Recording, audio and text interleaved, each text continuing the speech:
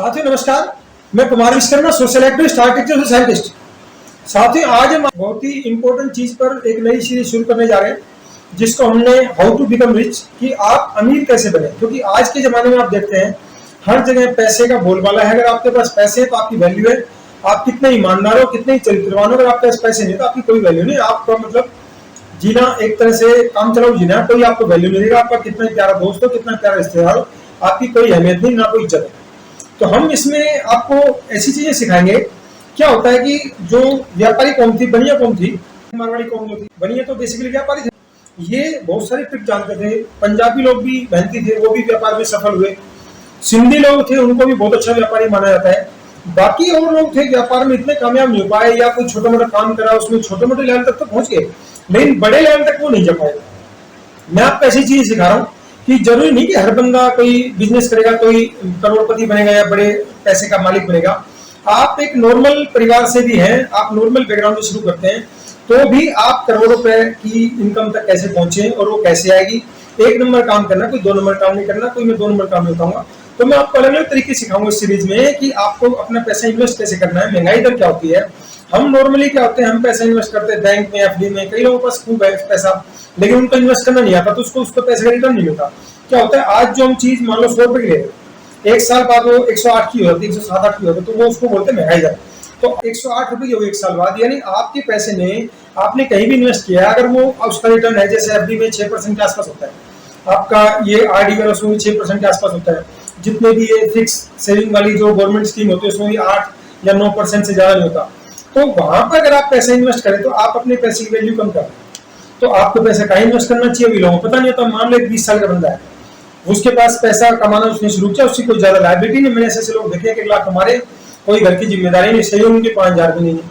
उस समय तो खूब पैसा, महंगी महंगी गाड़ी खरीद ली, आप महंगा चश्मा खरीद लिया, रीबॉक के जूते खरीद लिए, महंगी महंगी चीजें खरीद ली, उस समय खरीद लिया। लेकिन जब नौकरी चले जाती बिल्कुल जीरो पे आते हैं। मैं अपने प्रैक्टिकल एक्सपीरियंस से बता रहा हूँ। नॉर्मल बैकग्राउंड से उठा, खूब कमाया, कोई ऐप भी नहीं किया, फिर भी कई बार स्थिति ऐसी आती है लाइफ के अंदर कि आपका कमाया पैसा खराब हो जाता है। अगर आपने अपने पैसे को सेव किया हुआ ढंग के तरीके से, आपके पैसा को वो आपको बुरे वक्त में बहुत काम आता है, आपको कई तरह की मुसीबतों से बचाएगा। आपको कोई चीज नहीं करनी, कोई बिजनेस करना, आपके अंदर कितना टैलेंट हो, बिना पैसे बिजनेस भी नहीं हो सकता।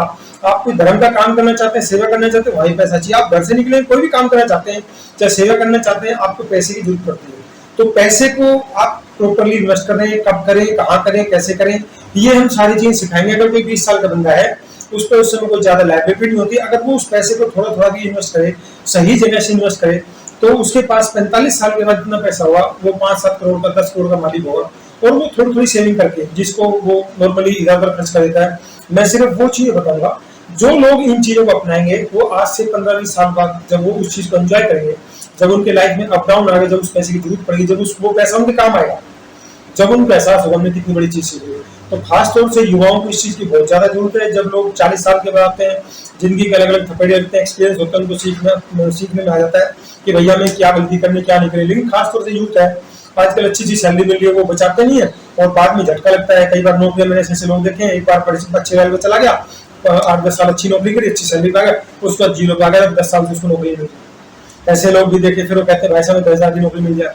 तो ऐसी भी परिस्थिति आ सकती है। तो अगर उसने कुछ पैसा सेव किया वो बिजनेस कर सकता है। तो इस तरह की आपको ये ऑप्शन मिलेगी। आप अपने लाइफ को कोई टर्निंग पॉइंट आ गया, कोई बदलाव आ गया, उसको कैसे मैनेज करेंगे। तो इस सीरीज में हम आपको सारी चीजें सिखाएंगे कि म्यूचुअल फंड में इन्वेस्ट करना है, कब करना है, सिप में इन्वेस्ट करना है, कब करना है, उसमें बैंक के चार्जेस होते हैं, एलआईसी में इन्वेस्ट करने का क्या नुकसान है, जो इंश्योरेंस में डालते हैं, इंश्योरेंस में कब करना चाहिए, कितना इन्वेस्ट करना चाहिए। हमारे यहाँ पर इंश्योरेंस को सेविंग समझ के इन्वेस्ट करते हैं और बाद में उनको देखते हैं तो क्या मिला, कुछ नहीं मिला जी, एलआईसी भी सरकारी कोई बोलता नहीं, सरकारी के नाम पर चुप होता, लेकिन उस बंदे का नुकसान हुआ।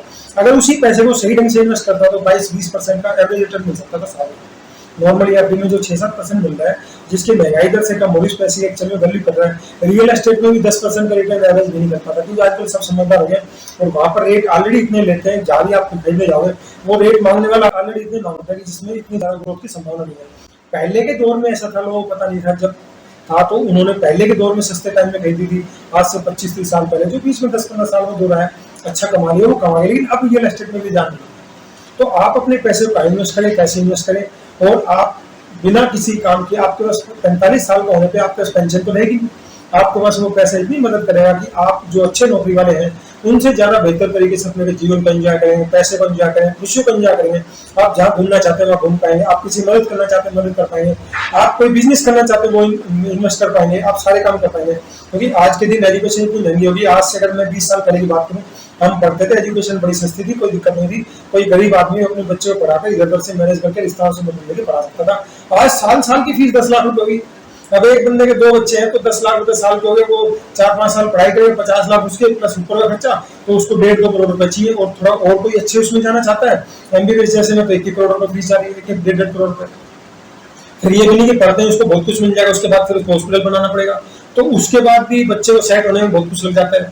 तो अलग अलग तरह की चीजें लाइफ में फेज आते हैं कि ये काम को करेंगे पैसा चाहिएगा, तो आपको ये अलग अलग तरह की समस्याओं से मुक्ति दिलाएगा। और 45 साल के बाद अपने जीवन को एंजॉय करेंगे।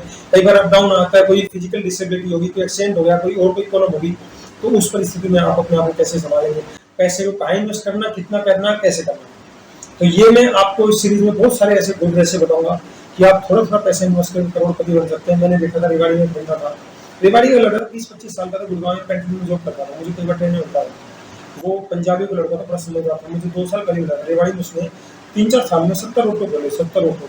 और नॉर्मली मैं देखता हूँ ऑटो चलाने वाले जैसे रोजगार नहीं चलो ऑटो निकलवा लेते हैं, जिसका बजट कम है ई रिक्शा निकल रहा था, 15,000 की रिक्शा निकल जाती है। किसी का कम बजट है वो शुरू में किराए पे चलाता है, 200-300 किराया देना होता है। तो मैं देखता हूँ कि जो मान लो उसकी एवरेज इनकम 500-700 रुपए है, इसी दिन बुकिंग मिल गई 500 रुपए, तो 500 रुपए घर नहीं लिएगा, उस पैसे को कहीं ना कहीं खर्च करके जाएगा।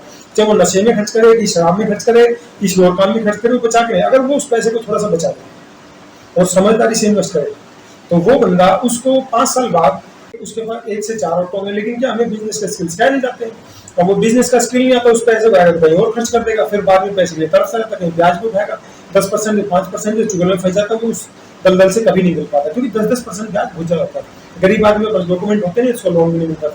तो मैं आपको ऐसी चीजें सिखाऊंगा कि आप एक एवरेज फैमिली में भी होते थे, पैसे को समझदारी से इन्वेस्ट करते थे। स्ट्रगल तो अब भी है 10 साल बाद, लेकिन जो पैसे इन्वेस्टेड कर रहे हैं, अभी हमने जो महंगाई की सीरीज शुरू की थी, उसमें आप छोटी छोटी चीजें घरेलू चीज यूज करते हैं, जो आपको खरीदनी मजबूरी खरीदनी पड़ेगी, लेकिन उस खरीदने में भी आपकी बचत कैसे हो सकती है। जो चीज 100 रुपए की आ रही है, मैं आपको 80 में कैसे दिलवा सकता हूँ, वही चीज ओरिजिनल चीज।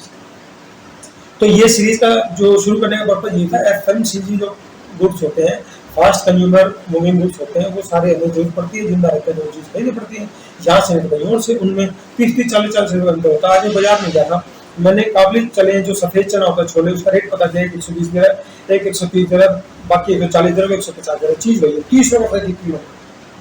तो छोटी छोटी चीजों को हम परवाह नहीं करते हैं, हमें पता नहीं होता।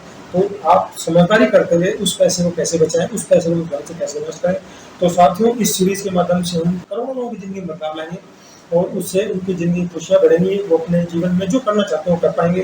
जीवन की खुशियों को उस पड़ाव में भी एंजॉय करेंगे जब लोग अपने आप को मजबूत समझते हैं, असहाय समझते हैं, जब लाइफ में विपरीत परिस्थितियां आते हैं। इसलिए आप हमारे सीरीज की वीडियो को देखते रहें, और आपके जो भी एक्सपीरियंस होते हैं आप हमें बताते रहे। हमें विश्वास है जानकारी देश के करोड़ों लोगों की जिंदगी में बदलाव लाएगी, खासतौर से युवाओं में इस आदत का समझ जाना। अगर वो इस चीज को समझ लेंगे तो वो बहुत दूर तक बदलाव लाएंगे। बड़े होने पर तो लोग बहुत कुछ समझ जाते हैं। जो 20 से 35-40 साल की एज होती है, उस एज में एनर्जी होती है, हमारे पास इनकम भी होती है, वहीं पे हम लापरवाही करते हैं। उसी लापरवाही का असर हमारी बात की फाइनेंशियल सिचुएशन में पड़ता है।